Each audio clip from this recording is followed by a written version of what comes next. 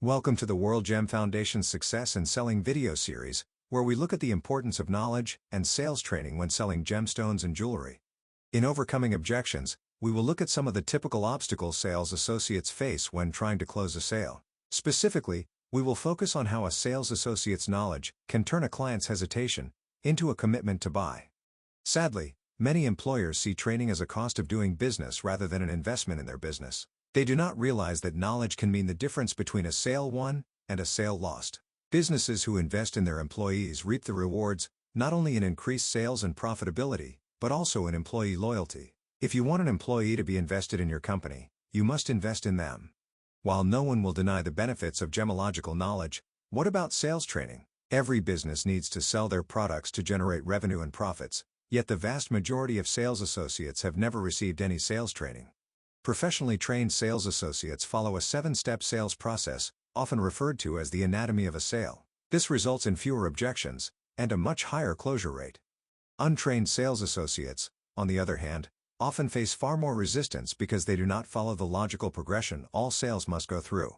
In Part 1 of Success in Selling, Overcoming Objections, we look at the most common objection untrained sales associates face: price. It is interesting to note that the most common obstacle to making a sale is the easiest to avoid. For some strange reason, untrained sales associates fail to establish how much a client wants to spend during their initial interaction. It is the most natural question to ask. It is the starting out point. It will not only influence what you show them but more importantly how you will structure your sales presentation.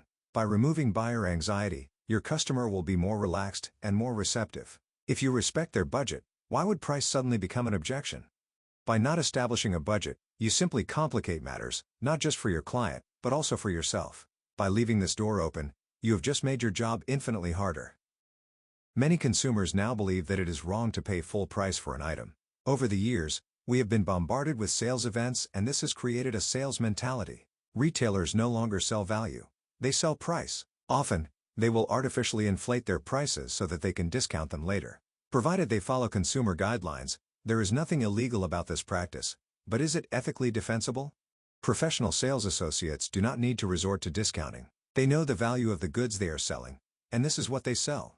Discounting prices not only demonstrates poor salesmanship but also undermines your pricing policy. If you do not believe your prices are fair, why should your clients? It also creates a dangerous precedent, where your customers will expect a discount each time they buy from you.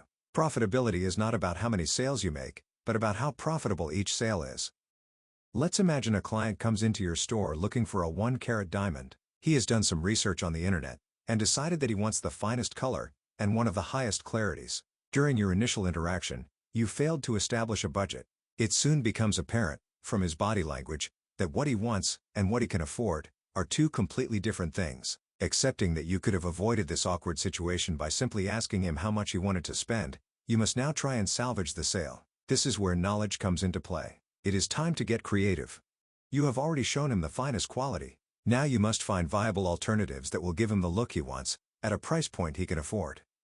By strategically using the 4 C's, we can accomplish amazing things. If, for example, we change 2 of the 4 characteristics, in this case color and clarity, we can see that a 1-carat G color, VS2 diamond with an ideal cut, will sell for half the price of a D color, VVS1. Will there be a discernible difference appearance-wise?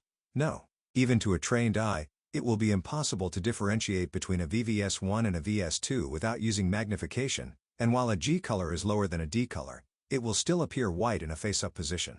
The key here is the cut. Both diamonds will exhibit brilliance and fire, and that is really what the human eye will focus on most. Ultimately, your client will get the look he wants at a price he can afford. You will not need to discount the diamond, thereby maintaining your store's profit margins, and most importantly, you will have maintained your client's confidence in your pricing policy. Never underestimate the power of knowledge. It is a gift that keeps on giving.